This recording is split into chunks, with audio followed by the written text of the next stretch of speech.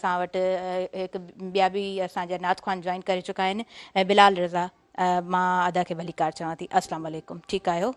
माशाल्लाह जी, सुभानअल्लाह माशाल्लाह। ट्रांसमिशन जी तरफ़ अॻियां वधंदासीं। बिलाल रज़ा असां सां मौजूदु आहिनि। बिलाल रज़ा नातिया कलाम अव्हां खां ॿुधणु चाहींदासीं। बिस्मिल्लाह कयो अव्हां। सल्लल्लाहु अलैका या रसूल अल्लाह वसल्लम अलैका या हबीब अल्लाह।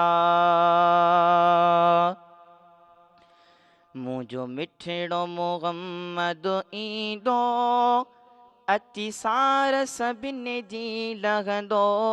मुझो मिठड़ो मोहम्मद ईंदो अतिसार सभिनी जी लहंदो।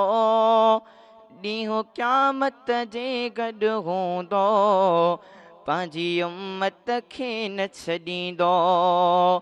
ॾींहुं क़यामत जे गॾु हूंदो पंहिंजी उम्मत खे न छॾींदो। पया खुलंदा ऐब सवाब जिथे हूंदो सुहिणल हाज़िर पाण उते।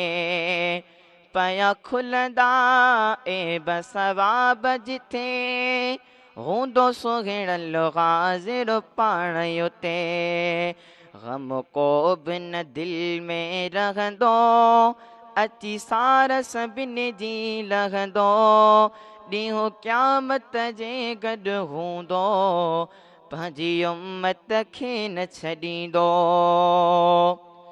हा थींदो पुछाणो सभ खां सभु माफ़ कराईंदो रब खां।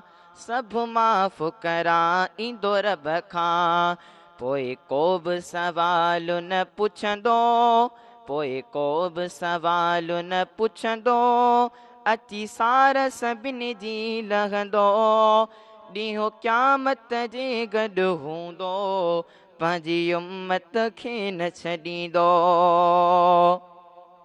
ग़म को बि न दिलि में रखिजे ओ वञी साम सैयद जी वठिजे। हा वञी साम सैयद जी वठिजे। साणे सभ जो महेसर थींदो साणे सभ जो महेसर थींदो अतिसार सभिनी जी लहंदो। ॾींहुं क़यामत जे गॾु हूंदो पंहिंजी उम्मत खे न छॾींदो। ॾींहुं क़यामत जे गॾु हूंदो पंहिंजी उम्मत खे न छॾींदो। माशाल्लाह, ऐं तव्हां शुक्रगुज़ार आहियां तव्हां आया हो। बिलाल तव्हां टाइम ॾिनो असांखे